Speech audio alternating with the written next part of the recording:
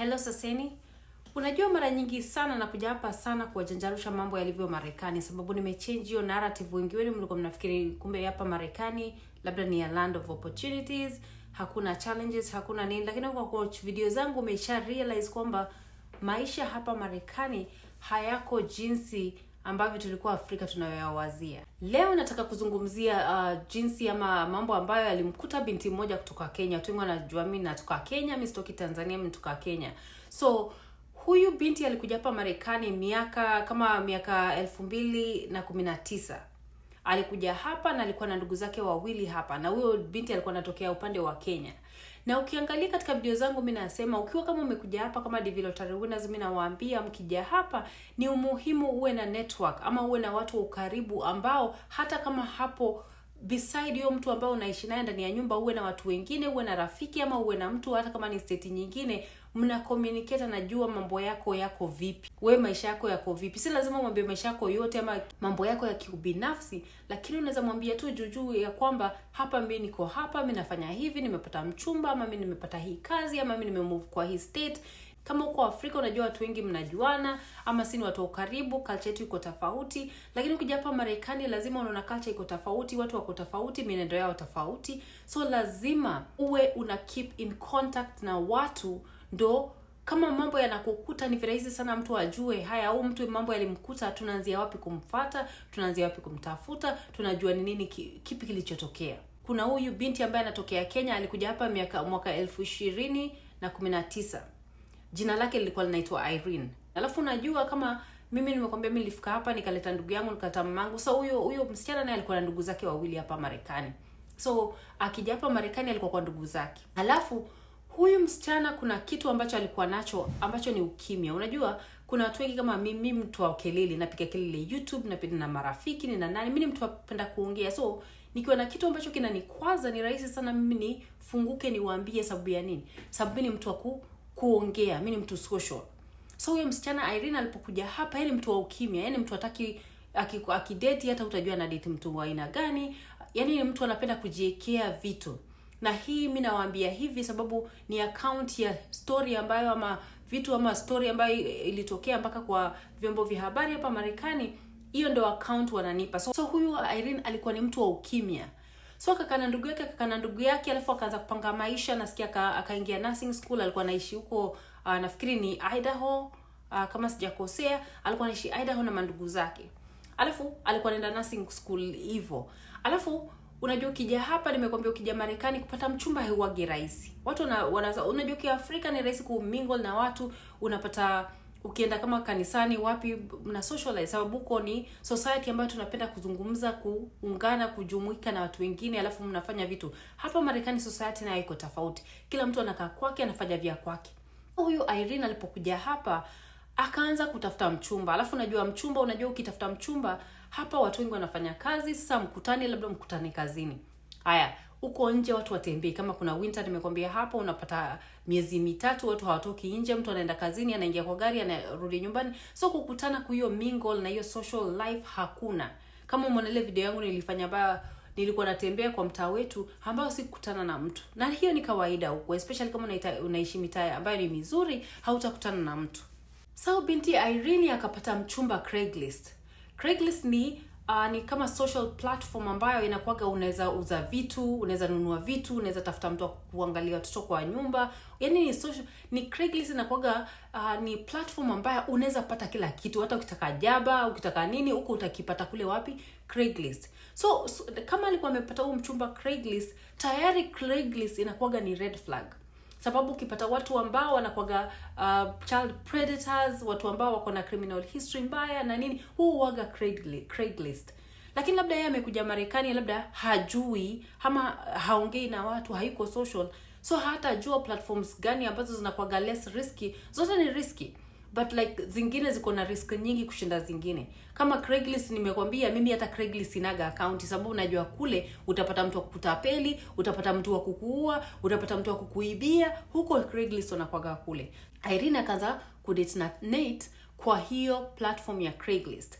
Alafu unajua watu wengi ambao wanakuaga na background ambayo anaweza kukuumiza ama background ambaye hakutakii mambo mazuri, kitu cha kwanza nakifanya yeye utafuta mtu ambaye haongeagi kama Irene. Simekwambia huyu alikuwa ni msichana ambaye anapenda kujiwekea vitu vyake vya kwake, hapendi kushare na watu. So ashajua tayari uko isolated, sababu wewe hauongei na watu, hautamwambia mtu kitu fulani ama mimi na date mtu fulani. Alafu nasikia wakaongea kutoka mwaka 2020, alafu 2022, alafu kuna mwaka hapa katikati aka move kutoka Idaho kule kwenye ndugu zake wanakaa, akaenda akakaa kwa huyu mwanaume. Huyu mwanaume wakaanza kupanga maisha na yeye. Alafu unajua Irene ni mtu mkimya. Alipo move yeye kwa ndugu zake hawapi update, awaambie huu mtu tuko hivi. Nasikia akaenda akafanya kazi, alikuwa anafanya kazi, alafu alikuwa anaenda shule nursing school. So yeye anapanga vitu vyake, lakini mambo yake watu wake hawajui. Sasa yeye nasikia aliacha wazazi wake wako Afrika. Hata ukiangalia kuna video zao ambao wamezifanya, walikuwa wako Afrika, babake alikuwa huko Marekani lakini akarudi Afrika, mamake yuko Afrika. So msichana alikuwa na ule uzoefu wajulia hali, mnaendeleaje, mnafanya nini bla bla bla bla. Alafu msichana alipotoka kwa ndugu zake akaenda kwa huyu mtu ambaye alikuwa na mchumba anaitwa Neti. Net ni Mlami. Kama unajua Mlami, haujui wewe uliza mtu, mimi nimesema Mlami, sitaki kusema ni nini. Lakini Mlami, huyo mchumba wake alikuwa Mlami. So mvu kwa huyu Mlami kule wapi? Kule Wyoming, kule ambako kuna kuaga tu, unajua kuna kuaga na watu ambao kama Mamoman, kuna kuaga kama Ushago, kama kule kwenye Mama Jimmy anaishi. Kule kwenye utapata kama Waafrika wengi ambao unaweza interact nao. So yeye akaenda akamove huko. Alipomove huko akaanza kwenda shule, akaanza kwenda kazini. Alipokuwa anafanya hivyo vyote, huyu mwanaume wake naye akajaribu sana kumtoa kwa ndugu zake. Sana nasikia huyu msichana alikuwa ile ukaribu alikuwa na ndugu zake, ana communicate akiwa keep in touch, akakuwa withdrawn, that hakukuwa na keep in touch na ndugu zake anymore. So yeye alikuwa anaongea na familia yake kule Afrika, wanaongea kwa WhatsApp, wana video call na wanafanya ni kama ukiwa hapa Marekani jinsi ambavyo tunaongea. Wanaongea na wazazi wake na nini, wana keep in touch. Alafu wakati ilipofika miaka 2022, huyu msichana akaacha kuongea na wazazi. Akasema, alafu wazazi wakaanza kumuuliza, unajua wana text, unajua kama unaongea na watu alafu wanafika mahali haongei na watu, wanakuuliza hey, huyu naye kwa nini ametunyamazia? So wanajaribu kumfuata huyu, alafu huyu msichana akawaambia, simu yangu ilianguka ndani ya maji. Ilipoanguka ndani ya maji, speaker yake ikaharibika. Sasa siwezi wapigia ni waongeleshe. Wacha nitafuta simu nyingine, alafu nikitafuta simu nyingine mimi nitafanya nini? Nitawapigia. Sasa nasikia mwanzo huyu msichana alikuwa na hiyo phone plan, ilikuwa na simu yake. Unajua hapa Marekani kama mimi nina jamii, so kama mtu amekuja for example akishi na mimi naweza mchukua nimweke kwa phone plan yangu, badala atafute phone plan yake, mimi namweka kwa phone plan yangu. Na ukika mtu kwa phone plan yako, kuna vile kama una communicate, hawezi ona messages, hawezi ona nini, lakini anaweza ona namba fulani ya mtu ambaye unampigia ama mtu ambaye unamtext. Anaona namba lakini haoni kitu gani mnaongea. So nasikia huyu msichana wakati aliacha kuzungumza na wazazi wake wakaanza kuwa na taharuki, wanasema mbona huyu msichana, mbona naye hata kama ni mnyamavu, hata kama ni mtu introvert, kwa nini naye ameacha kuongea na sisi, hata kuongea haongei. Alafu akafika mahali hawapigi, sasa akaanza kutext. Alafu unajua kama watu kama sisi tukiongea, kama mimi for example nikitext na rafiki yangu ambaye ako Kenya ama jamii yangu ambaye iko Kenya, nikiwa text mimi sisemaki kizungu kama message yote. Kuna vitu utasema ama una text unasema kuna Kiswahili ambacho unakiweka ndani, ama kama wewe unajua Kiluya unaweka Kiluya, Kikuyu, whatever, Kisheng ndani. So message zetu hazikuwaki kama unaongea na Mkenya unapata text zenu, unless kama ni mtu unaongea na ni professional level, labda umeenda shule na yeye na nini, ndio utaika labda kizungu chote. Otherwise kama unaongea tu kama na rafiki yako ambao mligrow na yeye, kizungu hauweki kizungu kile, lazima upitishe maneno ya Kiswahili.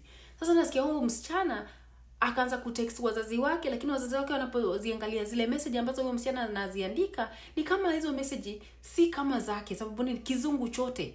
Venye walikuwa naongea zamani, communication ni kama utagundua huyu ni kama si yeye na text. Sasa wakaanza kuwa na wasiwasi. Ndio wakiambia ndugu zake hapa, ndugu zake nao wakaanza kumfuata huyo msichana, hawampati. Haya, unasikia ndugu zake wakafanya juhudi, wakapata huyu Net, huyu Mlami Net, wakapata information yake. Sijui kama ni private investigator, sijui but anyhow walipata information ya huyu jamaa. Alafu ikabidi wamfuate, wamuulize yeye, dada yetu wako wapi? Huyu Neti kufika kule wakasema kuna siku moja huyu dada yenu naye akachukua nguo, alichukua nguo zake kazitia kwa paper bag, akaingia kwa SUV nyeusi akaenda. na ni miezi pia mimi simuoni tangu waende, ndo hivyo.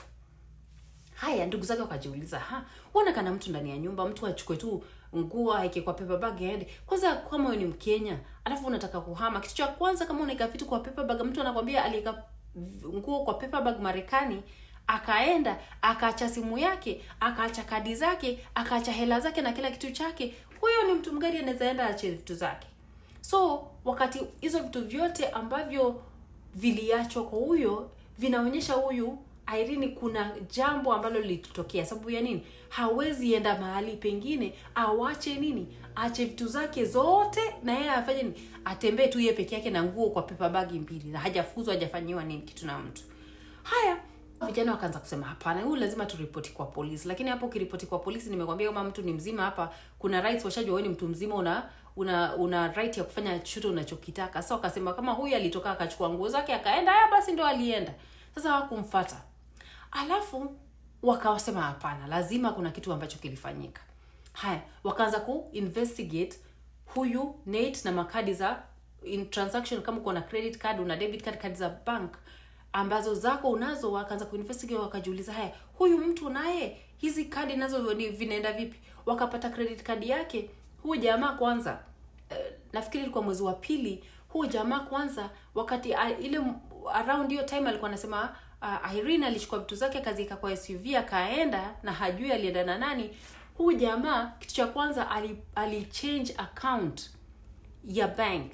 Unaona, ukiingia online account, hiyo password alibadilisha password, kitu cha kwanza. Kitu cha pili, alianza kuchukua hela za huyu mwanamke, huyu Irene, huyu Mkenya, anajiwekea kwa account yake, ana move hela, akamove hela hivyo. Credit card zake, akachukua credit card zake akaanza kuzitumia, anaenda kununua vitu, anaenda kufanya hivi, anaweza kufanya hivi. Nasikia kuna hela ambayo alizitumia, sijui kama credit card, kwa kulingana na babake alitumia karibu 8,000 taslimu pesa za huyu mwanamke ambaye alikuwa anaitwa Irene, alikuwa anazitumia wakati huyu Irene amepotea. Haya, sasa wakati alikuwa anatumia hizo hela, ikakuwa ni kama watu wanaanza kusema hapana, huyu lazima kuna kitu alifanyia huyu msichana, sababu ni kama lazima alimuua ama alimfanyia kitu ambacho alijua mwanamke haizi rudi. Alafu akamuuliza huyu Nate, akamuuliza, haya, huyu mnasema huyu girlfriend yako amepotea, aliingia kwa gari akaenda, haya, na hizi hela zake mbona unazichukua? Mbona password yake ulibadilisha? Akasema hapana, sikubadilisha hii password yake, mimi nilibadilisha ndo akiwa kule nje akose hela za kutumia arudi kwangu. Sasa wewe mtu amepotea, unamlock out of bank account yake, unasema haya, acha akose hela arudi kwangu. Atarudi vipi? Mtu mgani atatoka kwako aache credit card zake, banki card zake, aache simu yake, aache kila kitu chake, achukue tu nguo zake kwa paper bag yaende? Si hapo kuna question mark? Hawezi. Ndugu zake wakasema lazima huyu mtu ni kama alimuua, wacha tufanye nini? Kwanza hata kabla ya hiyo alichukua kadi ya huyo msichana, akaenda kwa duka ambaye inauzaga vitu, akachukua ni shovel hii ya kubeba, hii yenye anachukuaga kama kubeba hii mchanga, akachukua hiyo, akachukua drum kubwa, akachukua ni kama vitu yenye kama umeua mtu unataka dispose mwili, hizo ndio vitu watu hutumia. Alichukua kadi ya msichana, akachukua hiyo kamera ya hiyo duka, linaonyesha huyu jamaa akifanya hivyo. So ndugu zake ndio akasema, haya, kama hivi vyote vimetokea, mbona huyu jamaa haikui ndani? Lazima ashikwe. Wakasema hatuwezi mshika kwa kusema alimuua, sababu hatuna mwili, hatuna evidence kwamba alimuua. Lazima tuone mwili ndio tumcharge murder. Kitu ambacho tutamcharge sisi ni tutamcharge kuwa ametumia hela za huyu mwanamke bila na kubadilisha password zake, lakini hatuwezi mcharge kwa mauaji ya huyu mtu. Haya, huyu jamaa akachukua. Alafu nasikia wakati ndugu za huyu msichana walienda kumcontact kumuuliza huyu dadetu wako wapi, kitu cha kwanza alihaya lawyer. Sasa kama wewe unajua mtu alichukua nguo akapotea, akaingia tu kwa gari yeye mwenyewe akaenda moja kwa moja, kwa nini uchukue lawyer? Kuchukua lawyer inaonyesha kuna kitu ambacho unataka kukificha. Na nasikia huyu lawyer wake akamwambia usijaribu kuongea kitu kingine, na huyo jamaa hajaongea kusema kitu ambacho kiliendelea. Sasa ndo hivi. Huyu sasa ndugu zake wamejaribu. Huyo msichana ilikuwa mwaka 2022 ndio huyo msichana alipotea. Wamejaribu kumfuata, wameenda kwa news media, zimekuwa hiyo vitu kwa televisheni, vyombo vya habari, kumekuwa social media, kumekuwa mpaka na t-shirts wana print wanasema Irene yuko wapi. Wamejaribu mikakati yote, lakini nini? Huu mwanamke hapatikani. Paka wa leo tunaongea, mimi niko 2025. Hii story nakwambia nilisikia zamani, so ndo nilienda nikasema na huu msichana kashapatikana ama wapi? Huu msichana 2025 hajapatikana mpaka sasa. Zingine ukija hapa Marekani lazima uwe mwangalifu kama unatoka nje. Si eti tunasema ati hatutaki watu vitu ama tutaki watu nini. Hizi ndio vitu ninakwambia, ukija hapa lazima uwe na rafiki wa ukaribu anajua kitu ambacho kinaendelea kwako. Kama uko na mume, uko na mke anamkaga na kutandika, lazima mwambie rafiki yako, mwambie huu unajua mimi nimeolewa lakini huyu jamaa kuna siku ananitandikaga. Kuna siku ananiambia hata niua. Kuna siku lazima mwambie marafiki zako hata kama ni mmoja, kwa na mtu mmoja ukaribu ambao unaweza mwambia yale yanayoendelea. Wewe ukipotea atapiga simu aseme mbona Nafula sijamsikia wiki moja ama sijamsikia la hajani text, huyu Nafula alienda wapi? Hivyo ndo watu watajua wewe haumepotea, ndo waanze kutafuta. Sababu msichana alikaa muda mrefu watu hawajui amepotea. Watu wanafikiria huyu ni mtu wa kimya kimya. So labda amekaa kimya kimya anapanga mambo yake. Kumbe msichana wa watu maskini labda aliumizwa na huyo jamaa. Kama wewe ni mtu ambao ulikuwa unaishi karibu naye ama ni mtu unatoka Kenya, ukiona kama kuna msichana anaitwa Irene Gakwa Fasia, anaitwa nafikiri Irene Wairimu Gakwa, tafadhali ebu useme yuko wapi, ama kama Irene mwenyewe anajua ako wapi, tafadhali reach out ndio watu wajue ako salama. Sababu tangu hapotee hii story inakujaga inalipuka, watu wanatafuta, alafu after muda kidogo inanyamaza. Lakini watu wasipoendelea kusema story ya huyu mwanamke haitapata the attention that inahitaji. Inafaa kila saa watu wanasema huyu dada yuko wapi, ndio watu wajue nini hajasaulika. Kitu mmoja, ukiwa hapa Marekani kama unatoka nje, ukipotea hawataweka nguvu ya kutafuta kama wanavyoweka. Kama Irene Gakwa angekuwa ni msichana ambaye ni mlami, angetafutwa, wangetafuta saizi, wangekuwa ametafuta huyo jamaa, angekuwa shaikwa ndani. Lakini Irene kitu moja, mweusi. Kitu cha pili, anatoka Afrika. Kitu cha tatu, wanasema alikuwa mtu mzima, kama alipotea, kama alikuwa na shida angeongea. So ninakwambia, ukiwa hapa ukipatana na mtu, hata kama ni wale wanawake, unajua kama hapa unapata mwanaume online ama unakutana na mwanaume mahali fulani, usiende tu kimya kimya unaficha. Hakikisha rafiki yako unamtumia picha ya huyo jamaa, mwambie huyo jamaa anafanya vitu gani, mwambie huyo jamaa mienendo yake iko vipi. Kuwa na mtu mmoja ama watu wawili wa ukaribu ambao at least every week, kila wiki, kama unaishi mahali unajua haujui wa Kenya, haujui uko tu hapo na uko hapa Marekani. Hata kama ni mimi unaingia kwa YouTube, kwa email yangu unasema mimi nimetaka tu kukuambia mimi niko mahali fulani. Kuwa na mtu wa point of contact anakujulia. Kuna watu wengi hapa wanakuwa wagonjwa wanaenda hospitali, kama ukiangalia kama kwa Queens, New York, karibu Afrika wawili sasa ambao picha zao zinapostiwa mtandaoni, ID yao, sababu wamekuwa hospitali mwezi 2, mwezi mmoja wako koma. Watu hawajui huyu mtu jamii yake ni nani, wako wapi. Sababu ya nini? Mtu anafika hapa Marekani, sababu Marekani ni nchi ambayo ukifika hapa kama una kazi na una nini, hauhitaji watu, unaweza kaa kivyako kimya kimya. Lakini watu wanasahau, ukiwa na shida kama hii, uwe mgonjwa, upate mtu ambaye anataka kuua ama mtu ambaye atakuua, watu hawatajua uliaga. Sababu ya nini? Wewe unakuwa kimya kimya, wanasema uko kimya kimya jinsi unapenda kukaa kimya kimya. Kumbe kitu kimekutendekea. Sasa ni muhimu ukiwa hapa Marekani ama uwe na nchi za nchi ambao si kwenu, unajua hauna watu, wacha kujitenga. Hata ukijitenga kama upendi mambo ya watu, kuwa na mtu ambaye ni wa ukaribu ambaye una text, unamwambia niko hapa bla bla bla. Kitu cha pili, kama wewe ni mwanamke, wewe ni mwanaume, alafu unajua unakuaga na hela, maybe unafanya kazi nzuri ama unafanya nini nzuri, alafu unajua uko tu peke yako, hauna watu wengine wa ukaribu. Kitu cha kwanza, ukipatana na mtu usimwambie nina hela nyingi hivi, mimi nina 50,000, mimi niko na 100,000, mimi niko na 1,000,000 kwa account. Kitu cha kwanza usimwambie hivyo. Kitu cha pili, usimpe password za banki yako. Password za banki yako anazifanyia nini? Wewe kuwa na banki yako, password yako haijui, hata hiyo banki ambayo una hela ndani haijui. Sababu ya nini? Hela ni chanzo cha mabaya yote. Matatizo yote ambayo yanaletwa na hela. Unaweza pata mtu mzuri lakini akiwa broke anaangalia huyu ako na hela, anaweza kufanyia kitu achukue hela zako. Sasa wewe hela zako nini? Usimpe, asijue banki gani na asijue password yako ya hizo online yako. Na ukiwa kwa nyumba hata usilog into hizo account wewe zilogin gigi kwa kompyuta zingine hata za kazini ama za wapi, lakini usilogin kwako.